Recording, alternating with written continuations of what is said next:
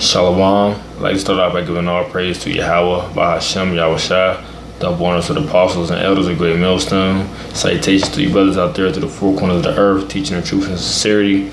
And I just wanted to go over, do a little lesson on how at this little summit, all these Israelites gathered together, talking about being in unity and all these things like that. But I'm trying to figure out how y'all all coming together with all these different wayward doctrines and things like that, So I want to jump right into it. So first scripture is Amos 3:3. It says, "Can two walk together except they be agreed?" Right? So how can two people be together if they got different if they're both on different courses? They're not on the same page. How can they walk together? Eventually they're going to start clashing heads. And some of the things I want to go into is about what these camps are saying, that they're just basically discrediting that's in the scriptures. All right. So the one thing is like you have a certain camp that like to say, oh, well, we don't have to go out into the highways and byways, or we can go to the highways and byways whenever we want. Now let's see what the scriptures say about that. Let's get 2 Timothy. All right, 2 Timothy 4:1, slot 4:2. It says, "Preach the word, be instant, in season, out of season. Reprove, rebuke, exhort with all long suffering and doctrine." All right. So it says, preach the word, instant, in season, out of season. Not when you feel like it, or you decide, yeah, that's when you want to go out, or when it's hot, or when there's big events going on. You can't do that. It says, preach the word, in season and out of season. That's all year round.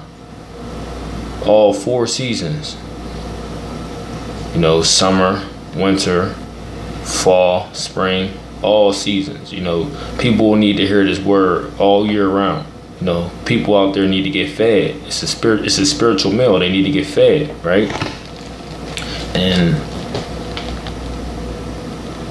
another one I wanted to get, because they like to say you don't have to go to the highways and byways. What do you mean? When the wisdom crieth out, where? On the highways and byways, the chief place of concourse. Where the people are at. Alright, so let's get Luke 14:23. It says, I'll start at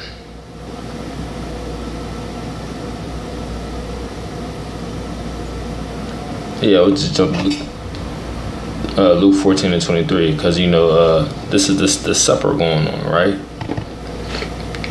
And it says, "And the Lord said unto the servant, Go into the highways and hedges, and compel them to come in, that my house may be filled." So how do you fill the house? You go into the highways and byways. You preach this word, the gospel, in season and out of season, That the house of the Yahawashi may be filled. Trying to reach the elect. And like I said before, the wisdom crieth out in the chief place of concourse. That's where majority of the people are at. They're busy, walking, in the business areas, Matter of fact, so I'm gonna get that right. It says Proverbs 1:20. It says, "Wisdom cried without; she uttered her voice in the streets." So this word is gonna be going out on the streets. But don't get me wrong. Also, Yahawashi has also set up this unicorn to help push out this word too on this YouTube. All right. And it says, "She cried in the chief place of concourse, in the openings of the gates in the city. She uttered her words, saying," So, like I was saying before, the words are uttered on these streets. This is where you're going to find the men preaching the word on the highways and byways. Oh yeah, another thing I want to go into. You got different camps out there saying what the mark of the beast is embargo. The mark of the beast is John 3:16. The mark of the beast is Christianity. Come on, man, you got to be out here. We won't get straight to the scriptures, man, because it's kind of making me mad a little bit, because you got to be out here rabid ass, man. All right, so let's get straight into it. All right, so Revelations 13 and 16. It says, and he caused all, both small and great, rich and poor, free and bond, to receive a mark in their right hand or in their foreheads. Now, when you go into the word mark in Revelation 13 and 16, that's the Greek word for what? Charagma, meaning to what? Implant, incision, engraving. Right? And it says, and that no man might buy or sell, save he that had the mark, or the name of the beast, or the number of his name. Here is the wisdom. Let him that have understanding count the number of the beast, for it is the number of a man, and the number is 666. So I'm going to go back up a little bit. It says, and that no man might buy or sell, save he that had the mark. Alright? So it's talking about if you don't have the mark, you cannot buy or sell. A lot of people that have been indoctrinated with Christianity, they can still buy and sell. Embargo has nothing to do with the mark of the beast. Neither does John 3:16 has nothing to do with the mark of the beast. That's Sabak's just bugged out with that. But you gotta listen to these dudes what they're teaching. Like, how can you be along the side with someone teaching that madness? You're not going to do that. I mean, I'm speaking for myself. I know I'm not going to do that. And I know the different brothers out there that's in the truth and doing this work in sincerity, they're not going to get with no one that's teaching that madness. Now, if someone has a question, we may try to help them out through the spirit, through the word. But after a while, they keep repeating the same thing. We're not dealing with that.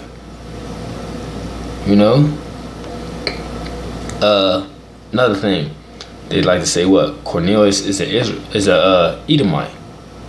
Cornelius is an Israelite. He is not no Edomite. Because when you say Cornelius is an Edomite, you're basically saying that the Edomites can be saved. That's basically what you're saying. You're saying that Cornelius is an Edomite, and he's a key where now the Edomites can be saved. That's bullshit. Cornelius is an Israelite. Period. He's an Israelite foreigner.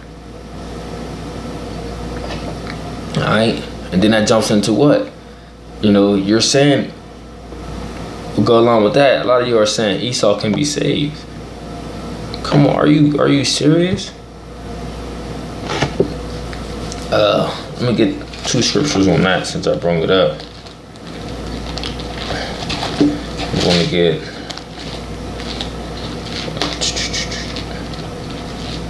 we're going to go to Obadiah. Right? Alright, so Obadiah, let's start at, I'm going to start at 8. It says, Shall I not in the day, saith the Lord, Yahawah, even destroy the wise men out of Edom, and understanding out of the mount of Esau, and the mighty men of Teman shall be dismayed at the end, that every one that every one of the mount of Esau may be cut off by slaughter. Let me read that again. It says that every one of the mount of Esau may be cut off by slaughter. Alright, so what are you talking about?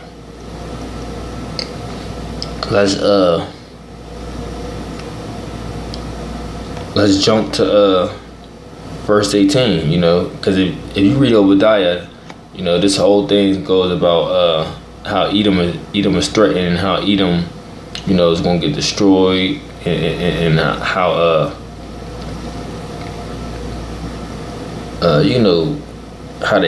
how they came against us.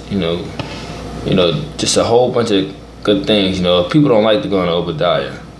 Basically, to sum that up, Obadiah is another great jump. Another great things that's going to happen to Esau throughout in the scriptures, because it's all throughout the scriptures. You can go to Jeremiah 49. Just plenty of scriptures if you're in the scriptures. I want to jump to verse 18. It says,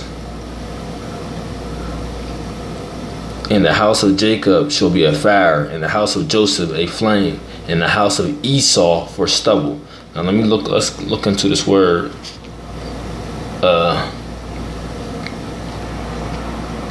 Let's look into this word real quick. Slakak, I just want to go into this a little bit.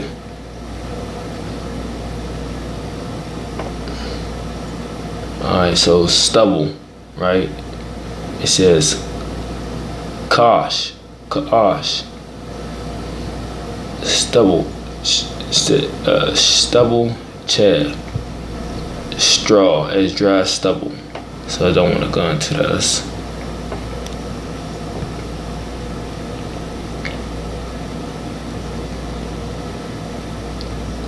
Alright, so it says, "In the house of Jacob shall be a fire, in the house of Joseph a flame, in the house of Esau for stubble."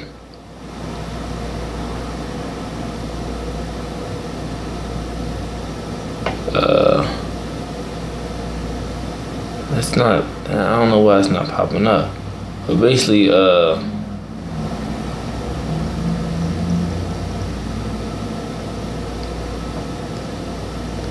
don't know why it's not popping up. But it said, "The house of Esau for stubble, and they shall kindle in them and devour them, and they shall not be any remaining of the house of Esau, for the Lord Yahawah have spoken it." So I don't get it.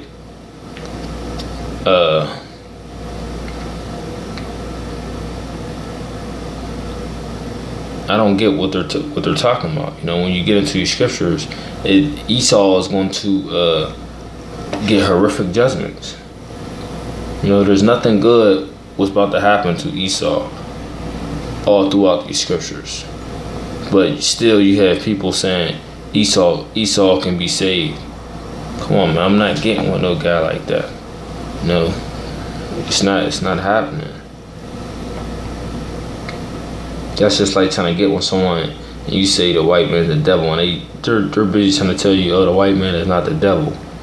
I can't have no dealings with you. I'm gonna try to edify you a little bit, but after a while, I'm not having no dealings with you. Because if history cannot prove that the white man is the devil to you, and with all the facts we have out here, then I don't know what to tell you.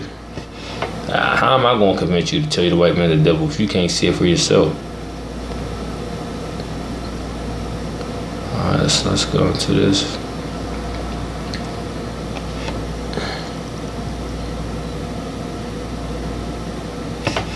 So basically, stubble, chaff, it's not trying to bring it up like it used to no more, but basically stubble is like a bunch of nothing,